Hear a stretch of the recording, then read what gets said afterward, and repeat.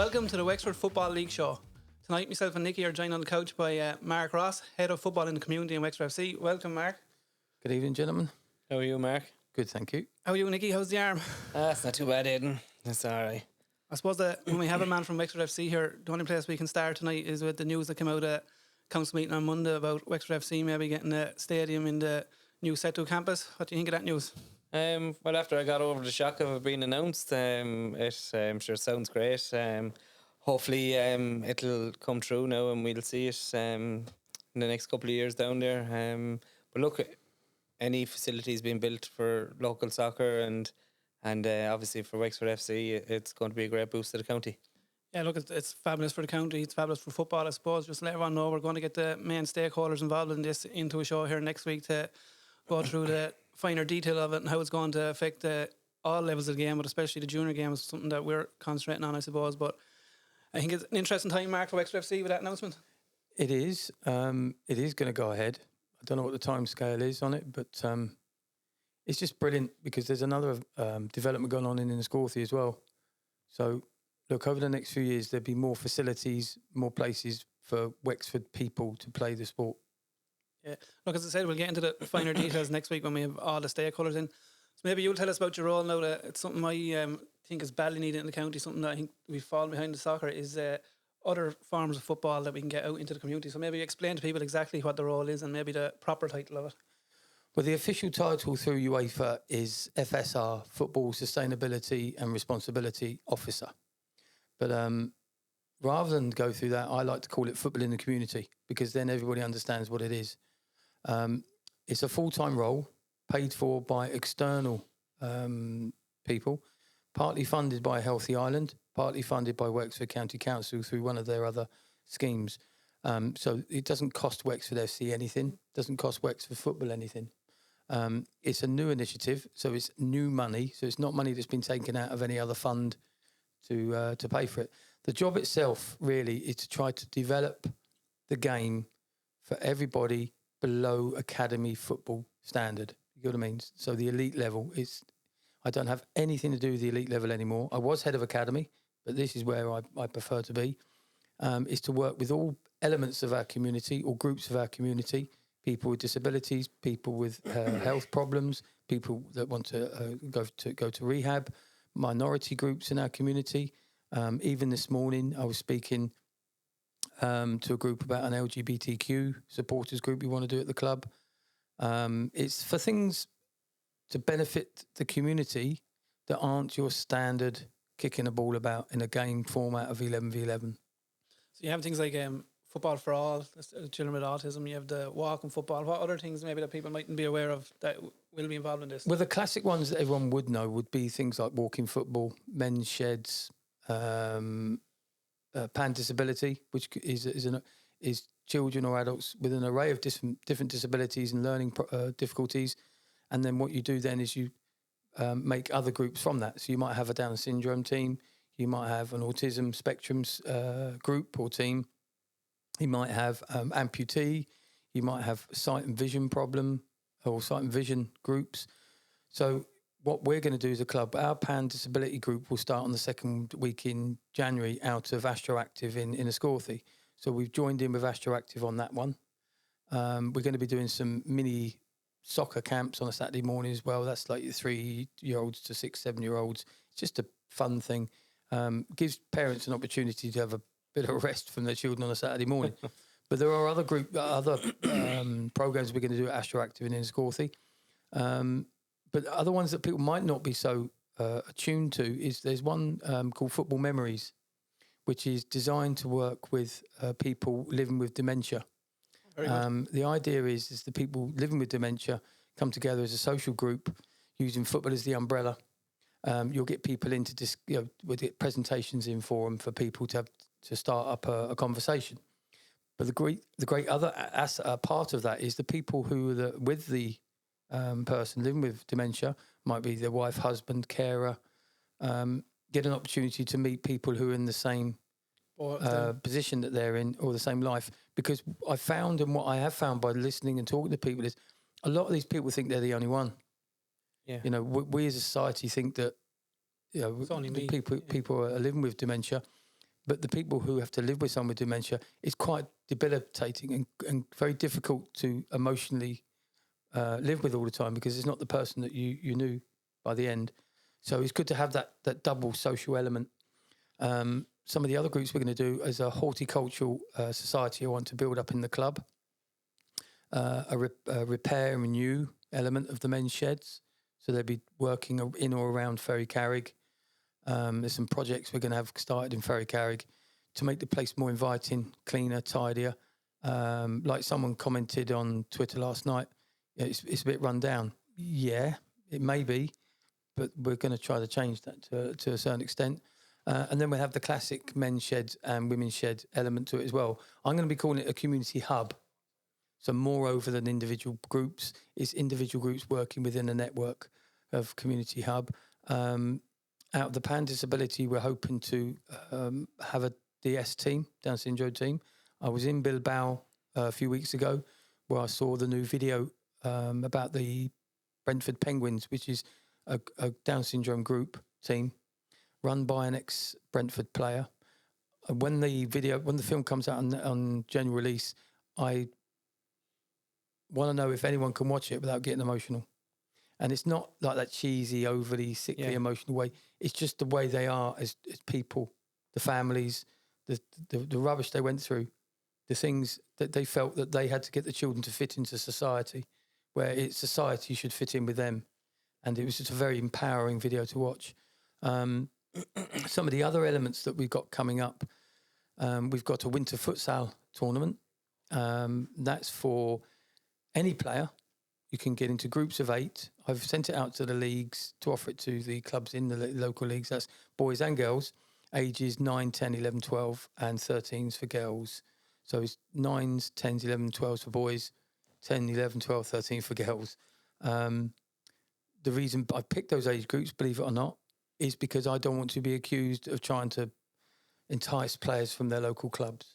All the stuff you mentioned there is powerful stuff. I think it's going to benefit loads of people and groups in the county, different charity groups and volunteer groups that are doing stuff. It's just how it sounds like a lot there. How, like, are you doing this all on your own, or do you link in with the volunteer groups, the community groups to get the help, or is there more help within the club? Have you people in the club helping you, or? Believe it or not, that's only about 20% of the programs I've got coming up. It'd be too many to do it all in one long list, and I haven't written it down. I've got people working with me inside the club. Tony Doyle, like every element of this club, has been extraordinarily helpful, and he's pushing me and he's helping me. And I actually sent him a message last night saying, as my mentor, blah, blah, blah, because I wasn't being flippant when I said it. He's guiding me and helping me in elements of my job. And he's backing me on everything. He hasn't said no to me on anything yet that he can physically help me with. I've got Jim Barnes with me. I was able to pinch him back from another local League of Ireland club. I've got Andy Carr. I've got everyone knows Evan Farrell, don't they? Yeah. Evan's in Setu at the moment on a course. He's coming in with me for 3 months for his internship. I'm going to show him every element of the football family, not just academy football. I want him to see the impact our sport can have on anyone. And it doesn't necessarily mean they have to be kicking a ball. 90% of the work I want to do doesn't involve a ball at all. Like the bike club, I want to start a bike club at Ferry Carrig where children learn how to ride a bike. It's just using the club's profile, name, the place we've got to help the community. It doesn't cost us anything, you know? Okay, it sounds like a great initiative, and I think your Wexford FC, the county council, deserve credit for putting this into place. And as I said, I think it's going to be powerful. I think it's going to benefit an awful lot of people. The voluntary groups, as you say, I think the dementia thing, that's going to be massive, because they're always looking for, I worked in nursing home before, they're always looking for new ideas to try to help with things like that. So look, we just want to wish you all the best in it. Can I just say one more thing we've got coming up? There's a schools numeracy program we're doing. I've sent out emails to all the local primary schools. It's a free program, and it's to help use football as the umbrella to help with numeracy. So it's about fractions, percentages, and stuff like that. And we've got football, like using the vehicle of football. So one of the lessons will be you've got a club shop. The jerseys cost this much. You sell them for that much. What's the profit margin? You've got to pay for your lighting, blah, blah, blah. What's the percentages you've lost? So it's just using football as the vehicle to help with mathematics. And we've got, if people can look up on the social media about the 4 or 5 meetings we've got coming up, it'd be very helpful because we've got over 35s coming up, the walking football, the men's sheds and the winter futsal.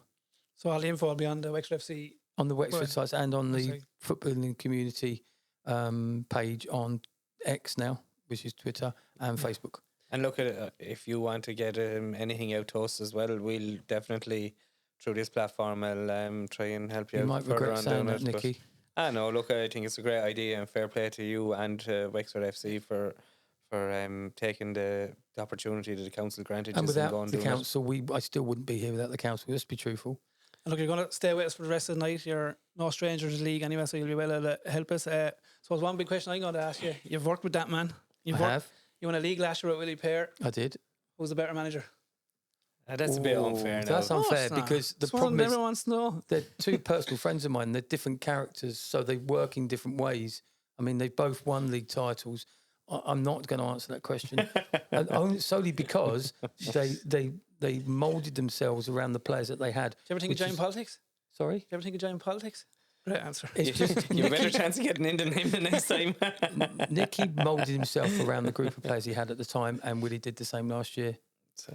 And just before we move on, just on Glengorry last year was a fabulous year. FAI semi-final, Leinster final, Cup final, was it? Or semi-final? That final. And the league. Right, that final, if you played that game another 450 times, we would have won it every time. Exactly. I mean, by the end of the game, right, you almost had to laugh because how we didn't score during that game is, I'd love to have that video to show coaches and players and that what can happen when you're dominant in a game. There's no way you're going to lose it, but there's a feeling that you're never going to win either. Yeah. Because we have a great group of players, but what was it like being part of the management team, getting to them semi-finals, finals, and winning?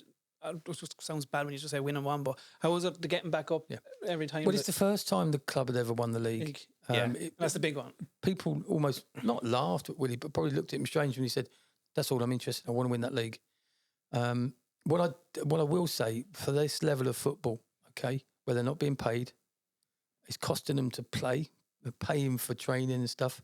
The commitment to working and the listening that they did during that year was better than a lot of League of Ireland players I've coached. And I don't mean that flippantly. At no point did I get pushback. Now, I had discussions with players. They would tell me why we're doing this. But once we discussed it, there was no petulance or going against what we were saying. They believed in what we said. And the great thing is, because we got the outcomes we did, they now believe the process. Yeah. I look at their fabulous team, and it was a fantastic year. Like, and some people would have said they were a surprise team, really, but not really. Gorey were there for a long number of years, and they just just need that little bit more. And I'm not taking no credit for that. The players did it themselves 100%. What I'm saying is they bought into the ideas that we had to try to help them get that extra 5%.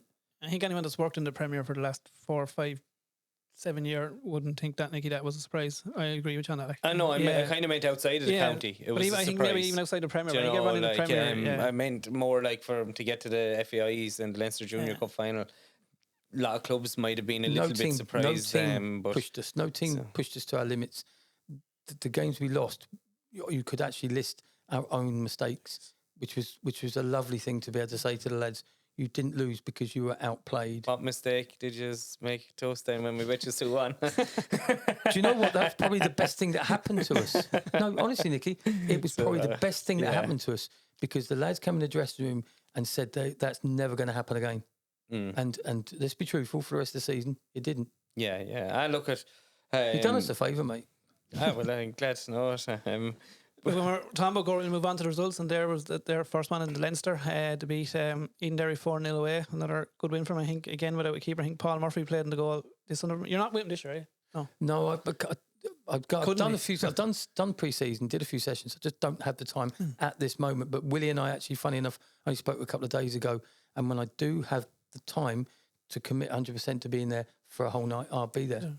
Yeah, it's a trophy. I think they'll want to try to get back to that final and put that right, won't it? Oh, 100%, I can assure you. And then the other, before we get into the leagues, is the FAI results. We had Wexford Bows Nicky beating Bunclody 4-2. Fairness to Bows, the outside competitions have been a big plus from this so far this year. He's got everyone back now. I see PJ Banville scored at the weekend, so I think it's all go for Nicky now, isn't it? Yeah, definitely. Look, he kind of gets his league campaign now on his way this weekend as well. So look, it's definitely all go for him. They're as you said there, that PJ, they had Todd, Jeremy, like they're near enough full strength. And bar maybe Dylan Owens in the goal or Sean Allen. But beating 2 Premier teams out of Betxs the last round of it. So and to be honest with you, I was surprised. No, I wasn't surprised. I actually seen Bunclody play a little bit the last couple of weeks, and they've been playing really, really well. And like it kind of looked like that. The results suggest that Bows maybe turned them over quite easy. So fair play to the Bows. And the other FAI game was an all Wexford game. Kilmore out Division 2. We're probably, if you're looking at it now at the moment, probably the team of the year in Wexford at the moment. They're flying Division 2. Beating Cortown was a great win. They'll look forward now to a trip to Galway in the next round. I think we have the winning penalty here now to have a look at. Yeah, appendix was last minute of the game, I think, wasn't it? Yeah, a good bit of pressure. There's a man injured now, hobbling along. Wouldn't you be happy if a manager looking at him running into self-rest? But no, look, a cool, calm penalty. Definitely Kilmore. I've started the season on fire. The Cortown lads are probably looking at themselves now, saying, when is their season going to start? Like they've only played 3 league games. Losing now to Kilmore at home probably wasn't the greatest result. They might have went in there thinking they were going to do quite well. So they have a couple of big games coming up now over the next few weeks. Cortown to get going. Yeah, I think the Kilmore story is fabulous though, because I think they'd no men's team there a couple of years ago. Then they come back in, got to their beating, got to a cup final last year. The A team now seems to be really flying and looking to get things up. Like they were a Premier team only. It was only 5 years ago they were in the Wexford Cup final themselves against North End. So talk about roller coasters. It's been crazy, and they seem to be coming back up along through the divisions fairly strong now. But it shows the importance of the underage structure in Wexford that has to be strong. The Sponting was always strong for them, even when their men's team was out, their underage was still going strong, and they've been in a couple of youth finals and things as well. So 100%. Move on then to the O'Neill's Premier Division. We had North End 6-1 against Camboyle. No surprise there. Peter Martin still scoring. Fairness to him, maybe people would have wondered why Denny signed him, but fairness to Peter, he'll score goals. No, Peter has been around the league a long time. Playing with North End, I actually told him he probably should have joined them before he joined Shamrock Rovers or the Mine, because the style of play that North End play actually would suit Peter's style of play a little bit better. Like he likes he's a thinking man's footballer.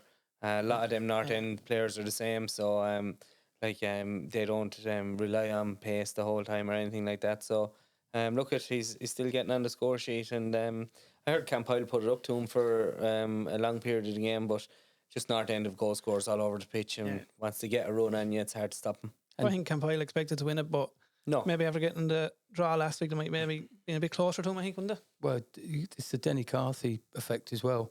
He's an exceptionally good coach.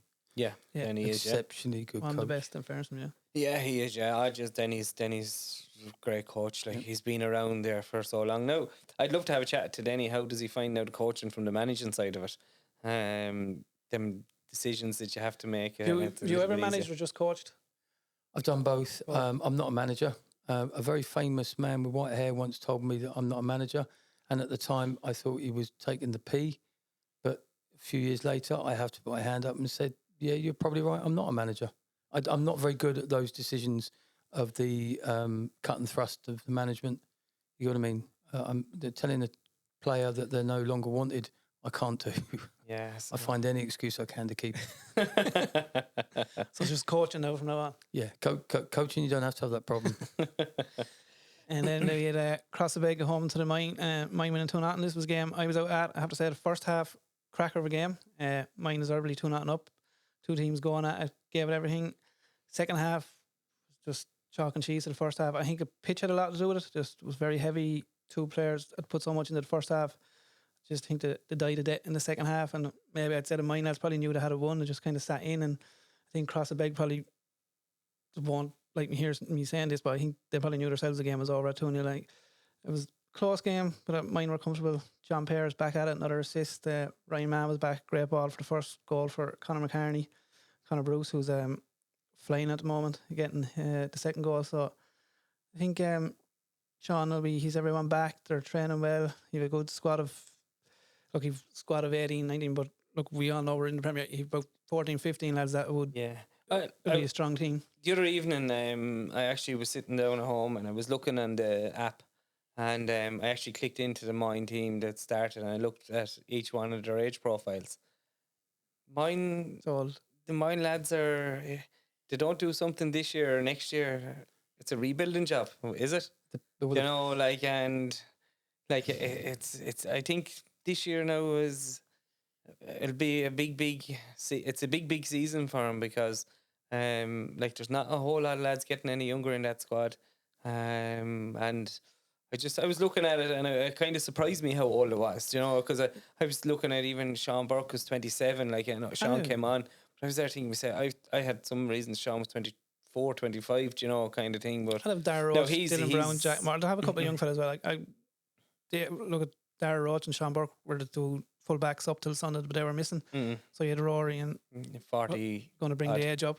He came in and played very well in fairness to him, and Ryan Mann coming in. I think that's the strength of the squad that he has now, that maybe we haven't had since 2019. That he does have a strong squad now. Yeah. Do you think they're capable of putting a title challenge in it? I was going to say the Moyne, right, being an outsider, didn't come into 2007. I've always been amazed how the Moyne, when I see him play, can be chalk or cheese. You can think, this is a team that can win a league. Then you see them the next week and you think they couldn't win an under-14s game. But what I'm saying is they're so controlled by what happens around them. So they lose players to different sports for a couple of weeks, or they've got something goes on, or someone's gone on a stag, or there's always. And I just think, lads, a club like Moyne, if they stuck it out, just all of them said, right, for one season, we're completely focused on this team. I genuinely think they would do it. They did in 2019. Yeah, under what?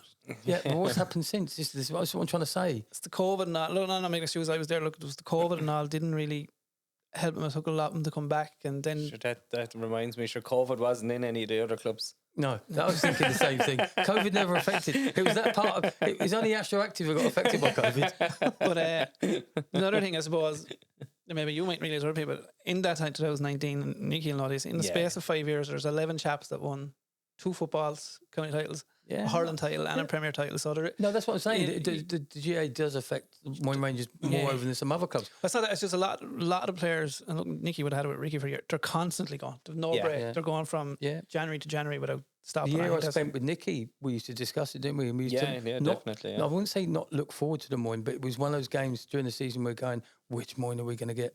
Are we going to get the full strength Moyne or not? Yeah. And when you found out they weren't, it took the pressure off. Yeah. Just getting too on tonight, that's not good. We'll move on. With our feature game this week was the Fort Celtic and Shamrock Rovers game. Yeah, in fairness to the Rovers lads, it was a great win for them to 3-1 down against Fort Celtic. After beating Ajax the week before and then coming back into this to win 3-1, it's a fabulous win for them. Yeah, I didn't have to say, after seeing the Ajax game last week, I didn't expect this. Fort Celtic were flying. Maybe I think it kind of shocked everyone, didn't it? Especially the result 3-1. I think it was very comfortable from what I hear. Yeah, now talking to a few lads down there, they said the Rovers lads were excellent. The really, really big plus there, and he had the first chance in the game. I absolutely delighted to see Shane Scobie Cullen back playing. For me, I think he's one of the most exciting talents in the league. He really is. And I tell you, if Emmett was a little bit quicker, if that was 3 years ago, he'd have got down to the end of that one, in fairness to him. I was just thinking that. But look at going down to Fort Celtic, it doesn't matter who you are, it's always a tough game.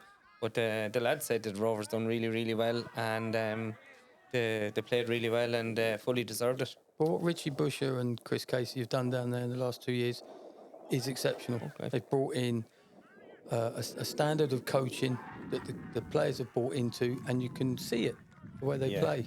definitely. And It's a shame they couldn't get the pitch nice as well. But if you look now, I'd say Chris and Richie are just mentioning it. Great ball A there. 5-year pass. Look, there's nobody around him. That's shocking defending. And there's the centre half, Patsy. But Fairness to Rafi, he's a league's top scorer with 8 goals, 2 in this one. In fairness to him, he's banging them in, Eddie. He is, yeah. No, Rafi's a good chap. well, you give him the No, space, he he's is, going to yeah. score. There's another young chap now scoring for Rovers as well. Young Jamie Pepper. Yeah, fabulous. He's excellent young lad. Came in with us last year when I was in charge of Rovers and kind of played the last 5 or 6 games. And We done everything to keep him. In fairness, so, we yeah, didn't want to lose him. he's a good chap. And he could be one of the best players in the league if he really wants to. And He wants to. He can be anything, I think. yeah, he could be. He's an excellent footballer, in fairness. And we just spoke about the Mines age profile, and now you kind of go back to the Shamrock Rovers age profile. You look at all the lads on there, bar Emmett and Alan Freeman. Ian. Yeah, well, I think Ian is just 30. The rest of everyone else, Eddie Black is 24, and the rest of them are 18, 19. They're coming up along behind him, so it's great. There's Rafi getting in again. Clive will be a bit disappointed to be getting bet by his near post. So Fort would definitely be a little bit disappointed with some of the goals that they conceded. Definitely Maybe just went out to front post, all right. yeah, definitely the first one. Like Rafi was on his own on the penalty spot, and the second and the third goal there, I'd say they'd be a little bit disappointed. They're not goals you would normally put with Fort Celtic, would you? No, and that was a good group of kids in that youth team at Rovers for a few years as well. Yeah, definitely. Yeah. So here's Ryan Busher now. It's a bit of a debatable one. Young Alan O'Connor.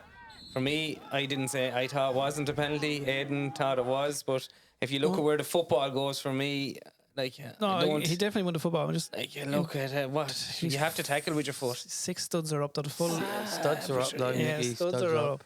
I don't know, like I'd say, how do you The plant ball your did foot? go- How do yeah. you plant your foot?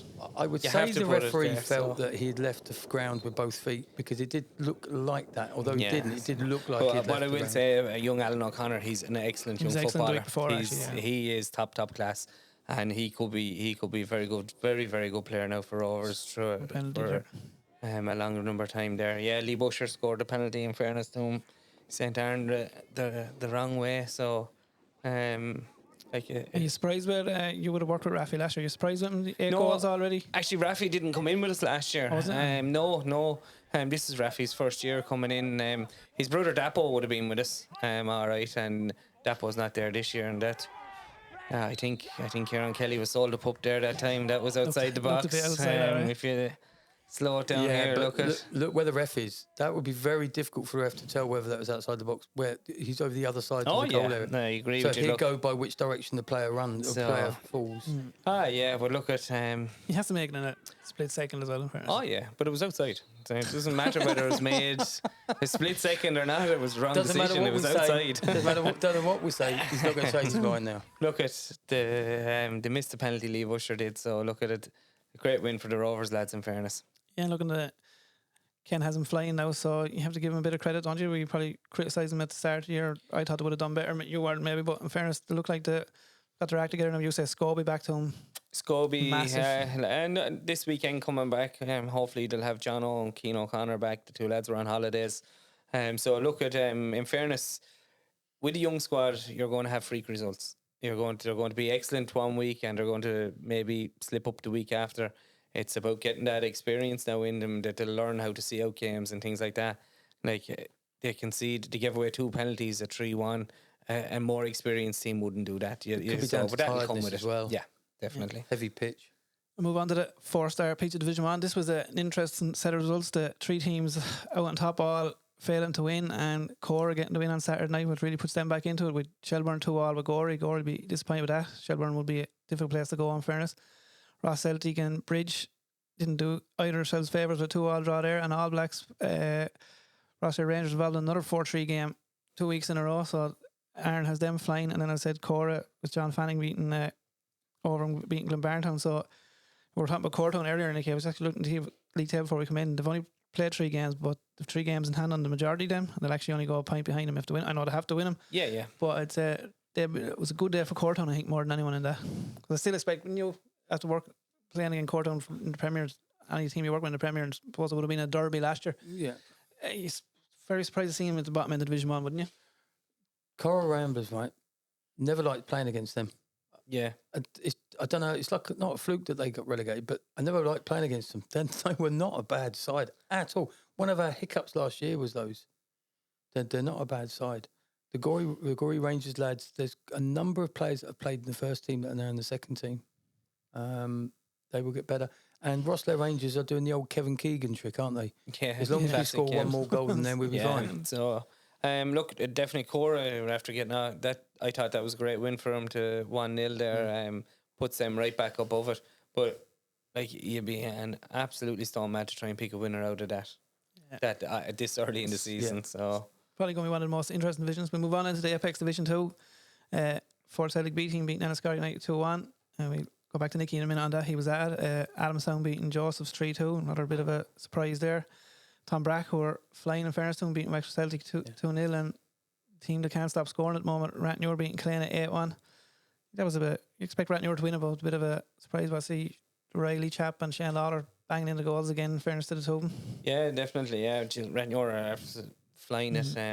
It's great to see Tom Brack going well as well, you know, so they're going really, really well. So Dave Kennedy be happy. Yeah, Boogie, yeah, he'd definitely be happy. He actually hasn't been mentioned for a couple of weeks. So and Adamstown getting beaten St. Joseph's. Pádraig Whitty told me to keep an eye on them when the GA is over, that they could be quite strong, but maybe it's going to be a bit too late for them to be strong. And you were at the United and Fort Celtic game? Good game? Yeah, to be honest with you, I can't remember much about it. I say about Dave Kennedy, I saw a video of Dave playing football and I thought it was just a photograph. He was moving so slowly. No, look, it was a good game. In fairness, Fort Celtic, they did quite a young squad, and they're a good bunch of lads. It was a really good, honest game. Fort probably shaded it a little bit. But like Enniscorthy United wouldn't have been too disappointed if it had been a draw either. No. But all right, if they hadn't have got a draw out of it, so yeah, a good honest game all around. Yeah, move on to the Betxs Division 3. Camolan 3-1 win against Duncannon. Enniscorthy Town, who got their first win in Leinster last week, getting their first point in the league, 4-4 again to mine. Cracking game of 4-4 in fairness, and from what I heard, it was a great game. Disappointing result for ourselves, but. And Timon, who are quietly going about their business in this division, beating Ballymurn 2-1. I think a bit of a surprise maybe. And then Gorey Celtic 2-0 again, I get. Yeah, well, you'd definitely be surprised with Ballymurn. I think that's 2 defeats in a row in the league. So, I'd say Vinny now might be scratching his head a little bit out there. Yeah, you never know. But look at it. Obviously, we both tipped Ballymurn to go quite well this year. The town and the mine, sure, that like derby games can go anyway. Very, very rare do you get a 4-4 draw in a derby game. It's normally 1-1 or something. There'd be cagey affairs. 3 of those goals were actually scored in the last 6-7 minutes, I think. That game. So I obviously picked the wrong game to go to. I went over to across the town. I should have went up to Perth Road. But look, it's good to see that there's a bit of fight in Enniscorthy United or Enniscorthy Town, should I say. They started the season poorly, and they're fighting away there still. And just quickly on Ballymurn, that will kind of come down to management in a way. I think they had won every game up until last week, and then this week it's up to the management now really to get into the players' heads. It's only a blip that we can get back going again, isn't it? Not let it fester, like. Could always do one of Nicky's tricks and just have your weekend off the next one. You know?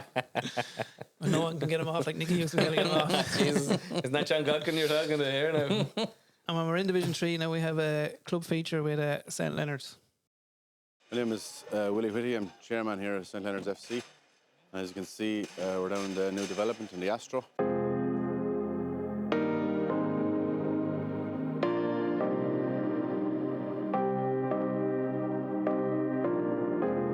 It's a fantastic facility for the club. We've done all this to try to attract players and facilitate the whole parish. Got by grant-aided funding under the Sports Capital Grant. And I suppose the idea of this Astro now is to provide much needed facilities for all of the teams that we have in the club. We have young lads in the academy training here tonight from 5 years of age right up to 7.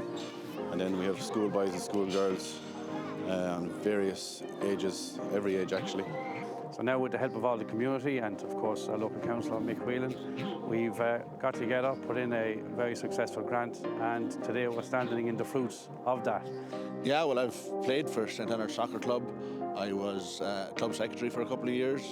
I managed both men and ladies teams in the club, and I suppose when they came to me with the new ideas, we had no problem supporting them. This great AstroTurf, as Alan has spoken about, new pitch, and now they have a base that they can work on and we can develop on into the future. The club is growing every year, and with facilities like this, we should be able to attract more and get bigger every year. St Leonard's is really ingrained in the community here. We have huge support, and outside the soccer community we have huge support. And as well, other sporting groups would use this facility and we would welcome it. So I think the future is bright, I think, for the parish, and on and upwards, you know, and the more money we can get will benefit. So this will benefit the community. This is like a hub, a sporting hub, I suppose, in the area. And we have the local, the village there, and we have the local school and the estate down there and all. So everyone can come up, use this facility, and onwards and upwards. Great to see the club, which is a big part of the community, going from strength to strength, and we'll keep supporting them any way we can.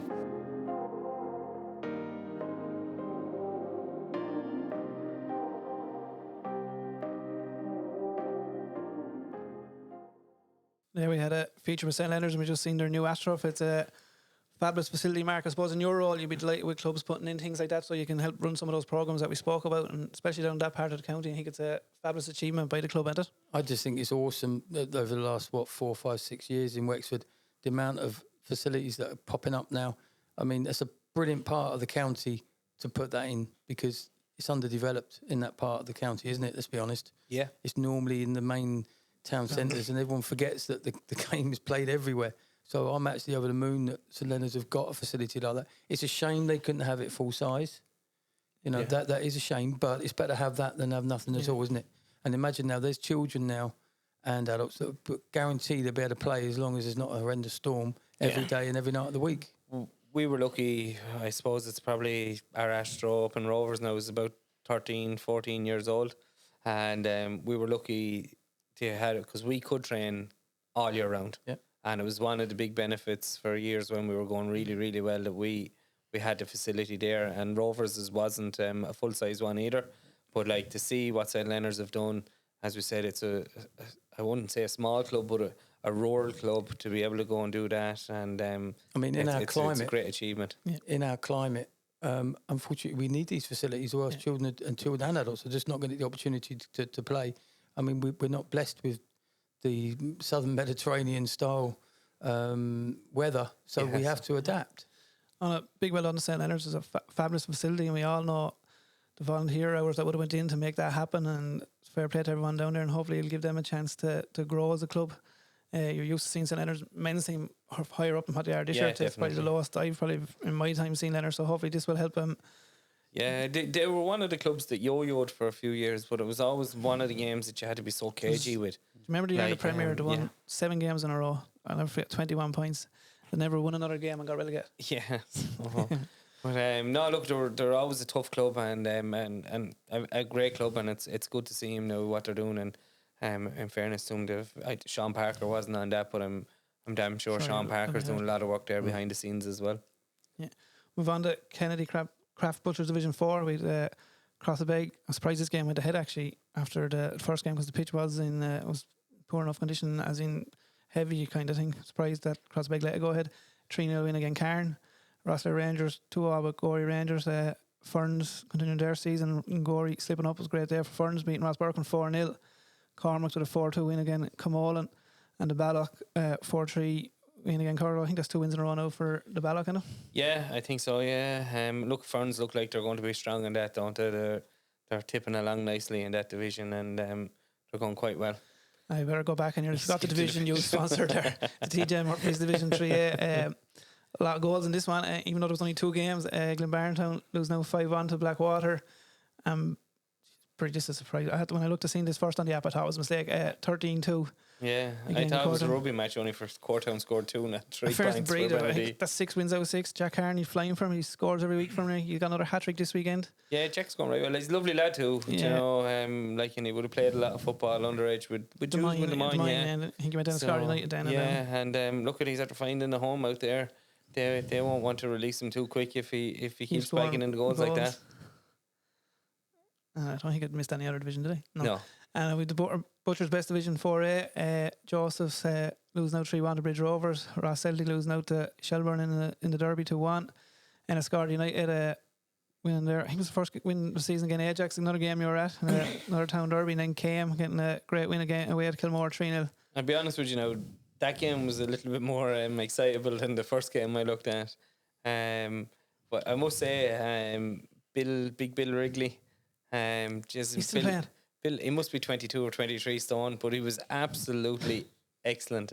He played up top on his own, and every ball went up to him. He kept it. He let runners run off of him. A great football brain. Bill had, yeah. And he laid balls off left, right, and centre. All the reviews were good. Yeah, that's it. In fairness to him, and it was a great result for Enniscorthy United. Like, it was 0-0 at half time, but just before half time, Enniscorthy United got their goalkeeper sent off very harshly. 10 men for a long I time. thought, yeah. So Andre Lopez jumped into the goal, reeled in the ears at half time, and in fairness, Enniscorthy United scored within a minute of the second half, I think it was, and they held on. And they dug in. Ajax, they tried everything. They even brought on 7-18 players. Well, they didn't bring on the start.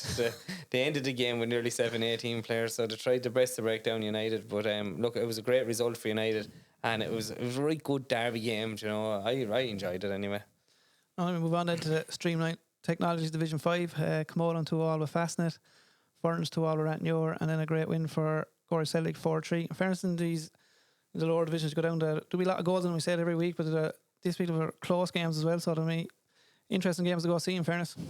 Yeah, and the one thing that you're looking at is for at this time of the year now, the clubs may be mid-table and they know they might end up there at the end of the season, so you're looking for honesty. Yeah. And there's obviously in them games they're playing for, some of them are playing for pride, they're fighting against the top teams. Like if Ferns there would have been up the top of the table, Fastnet going quite well. Camolan and them are battling, taking points off of them. Adamstown obviously gave the top team in that division, Gorey Celtic, a tough run. So it's great to see that the honesty down them leagues and the battling, and that's why we're getting close games, obviously. Yeah, we're going to leave it at that now because Nicky have to go do the commentary in the Oscar Traynor game.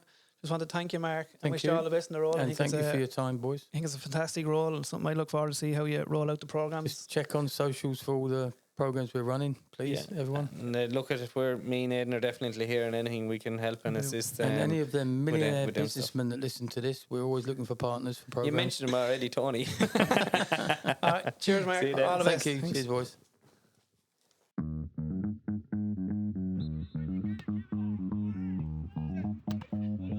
Davis chance from here. Oh, great save. Oh, Rafi's in here. Oh, yes. Go on, Rafi. Yes. John, great ball into Rafi now, be 2. Oh, well defended. Mark Kelly getting back on the line. Paul Brennan should be 2. And it is. Well done, Paul. Go back and centre back here on Page's in here. It could be 3. Even can have a crack if he open up the ball into Ryan. Oh, good save. We'll go with that, man. It's brilliant for us as a family and a business to be able to support the lads in the Pat Whitty Trophy. You can see what's going on behind the scenes in the Wexford Football League, and it's 100% going in the right direction. So look, we're delighted to be fully behind that. Hi, Seamus Kelly here, referee Oscar Traynor game, Wexford Football League versus Kildare Football League. Game of 2 halves really. First half, Wexford dominated the ball, 3-0 up at half time. Second half, more or less the same. Wexford dominated the ball but couldn't put the ball in the net.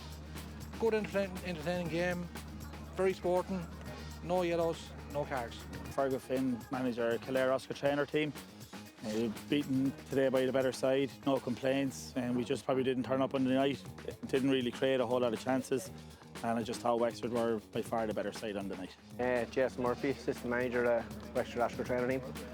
Good 4-0 win. Played very well in the first half. A bit lacklustre in the second, but we're in control of the game. We're happy enough with the win.